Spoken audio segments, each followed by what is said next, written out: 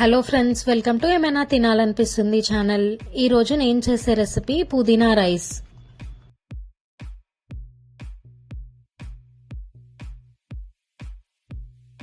ఇది చేయడానికి గిన్నెను పెట్టుకొని అందులోకి 1 కప్పు బియ్యం తీసుకోవాలి.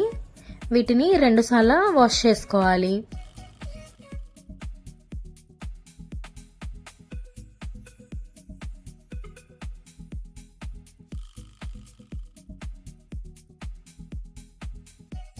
ఇట్లా వాష్ చేసుకున్న తర్వాత మనం ఏ కప్పుతో అయితే బియ్యం తీసుకున్నామో అదే కప్పుతో 2 కప్పుల వాటర్ని పోసుకోవాలి.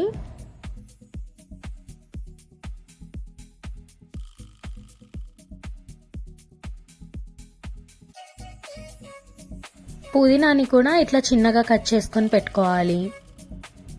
ఇప్పుడు ఒక గిన్నెను పెట్టుకొని అందులోకి ఆయిల్ వేసుకోవాలి. ఆయిల్ వేడైన తర్వాత ఆవాలు, జీలకర్ర వేసుకోవాలి.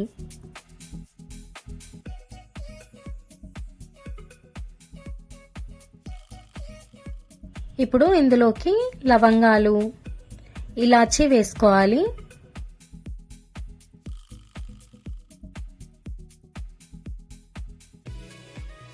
ఇవి కొంచెం వేగిన తర్వాత దాల్చిన చెక్క, జాపత్రి వేసుకోవాలి. బగారా ఆకు వేసుకొని వేయించుకోవాలి. ఇప్పుడు కట్ చేసుకున్న పచ్చిమిర్చిని వేసుకోవాలి.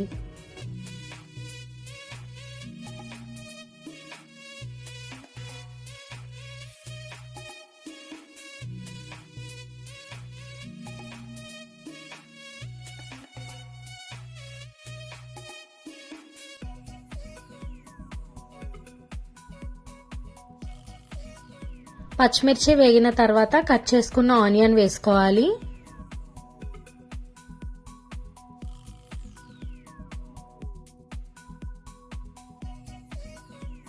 అల్లం వెల్లుల్లి పేస్ట్ వేసుకోవాలి.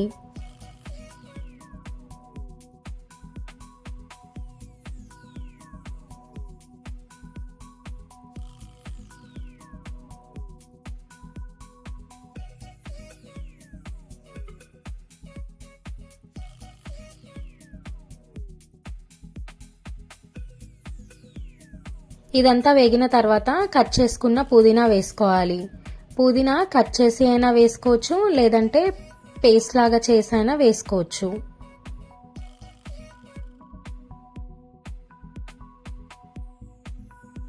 పచ్చివాసన పోయేంత వరకు ప్లేట్ పెట్టుకొని వేయించుకోవాలి. 3 to 4 minutes తర్వాత ప్లేట్ తీసుకొని ఒకసారి కలుపుకోవాలి. పచ్చివాసన పోయి మంచిగా వేగిన తర్వాత రుచికి సరిపడా ఉప్పు వేసుకోవాలి.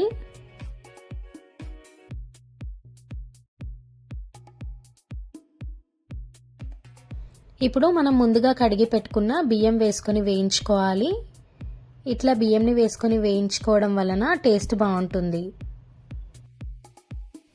కొంచెం వేగిన తర్వాత ముందుగా మనం బియ్యంలో 2 కప్పుల నీళ్లు వేసుకున్నాం కదా, ఆ నీళ్ళని ఇందులో వేసుకోవాలి.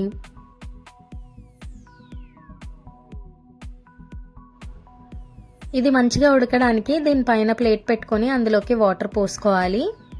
ఇట్లా వాటర్ పోసుకోవడం వలన అన్నంలో వాటర్ తక్కువైనా కూడా ఆవిరికి మంచిగా ఉడుకుతుంది.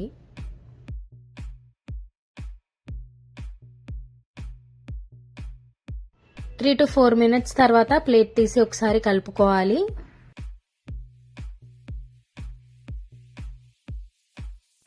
మళ్ళీ దీనిపైన ప్లేట్ పెట్టుకొని ఉడకనివ్వాలి.